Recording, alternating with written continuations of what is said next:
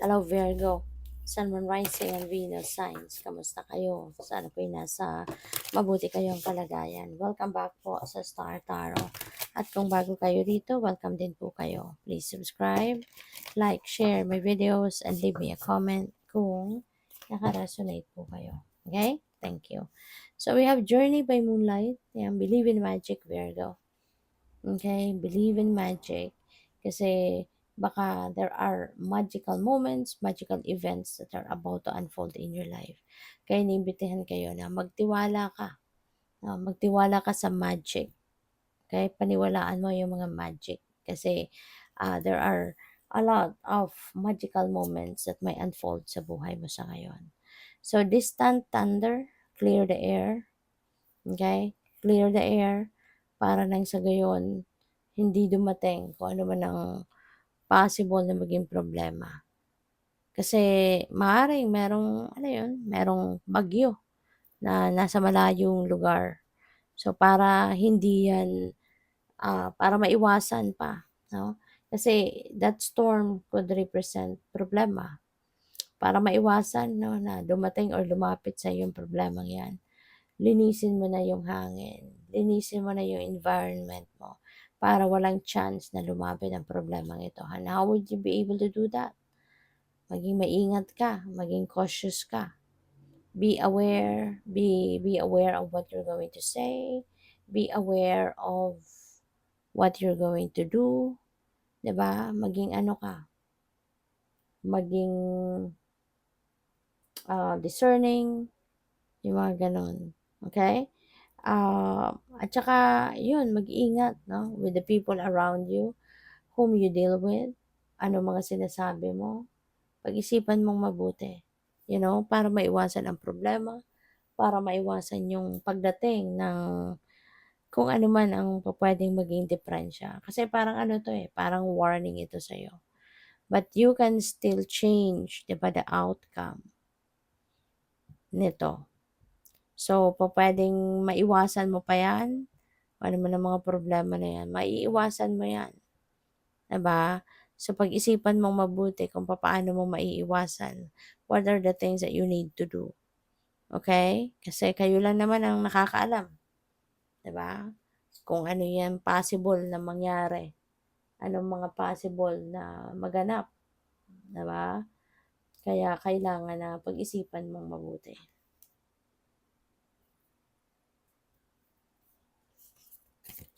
So we have overcoming obstacles. You can overcome anything. So this is really good. Alam mo kung bakit? Virgo, malakas din ang loob mo. You are divinely guided, protected, and guarded. You know, malaki or malakas ang faith mo, ang pananampalataya mo, paniniwala mo sa universe. Kaya kahit ano man ang pwede mga obstacle na dumating sa buhay mo, malalagpasan mo yan. Kasi lagi kang madasalin ka, yung pananampalataya mo malakas. Kaya kahit ano man ang pwedeng maging obstacle sa buhay mo, you'll be able to find out, no, kung paano mo to maiiwasan or kung paano mo to malalagpasan. Okay? Kaya wag kayong panghinaan ng loob. Okay? Be brave, be courageous, activate your inner strength kasi for sure you'll be able to find the way out, no, sa mga obstacles na yan. Okay? So, by the way, maraming salamat for subscribing. And if you haven't subscribed yet, subscribe na kayo. And also, maraming salamat din for not skipping the ads. Malaking bagay po yan sa akin. And also, please click the join button sa baba ng video kung gusto po ninyo na mag-join kayo sa membership. Okay? So, we have community.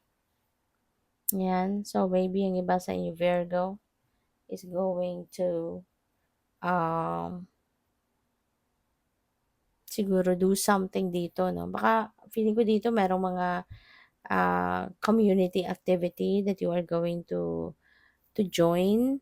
Maaring meron dito mga invitation sa'yo. Baka merong mga party, baka merong mga okasyon. So, maaaring invitation ito para sa'yo na sumama ka sa kanila, maki-join ka, yung mga ganyan. And there is also, Siguro nangangailangan ka ng tulong din sa ngayon, maybe you need some help, 'no, from other people, kaya masuwerte ka din ano, na yung mga tao din sa paligid mo are very supportive of you, very helpful of you, yung gano'n, 'no? So, what else? We have taking risk. Ayan. So, ang iba sa inyo dito will be ready to take risk, will be ready to take on an adventure. So, baka ngayon maglalakas ng loob ka na gawin ang isang bagay.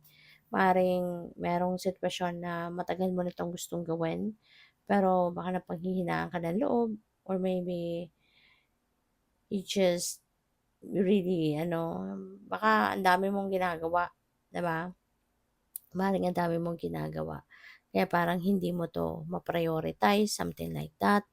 Pero ngayon siguro handang-handa ka na, you are ready to spread your wings and you're going to fly.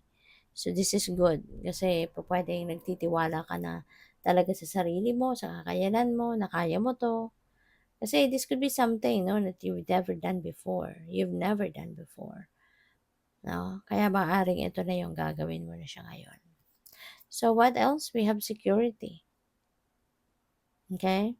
So this could be something na kailangan mong anuhin, kailangan mong pagsikapan na ma-achieve, 'di ba, seguridad.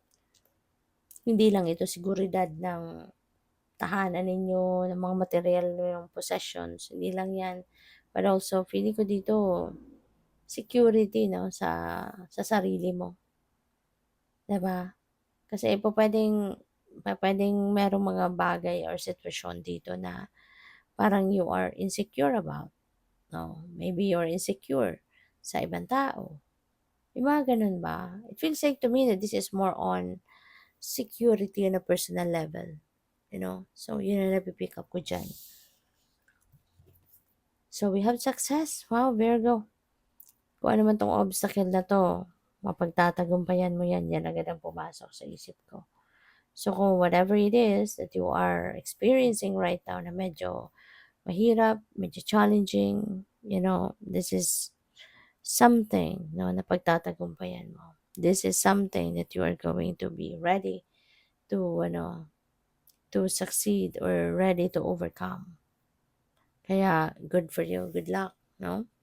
At, hindi lang yan. There could be things as well that you've been doing na maaaring pagtatagumpayan mo din, you know? Pagtatagumpayan mo din yung mga trabaho mo, career, negosyo, 'di ba? Maaaring dun din kung ano mga pinagkakaabalahan mo sa mga areas na 'yan. Siguro you're also going to succeed sa ngayon. Kaya good for you. Good luck. Thank you for watching. Love and light. Namaste.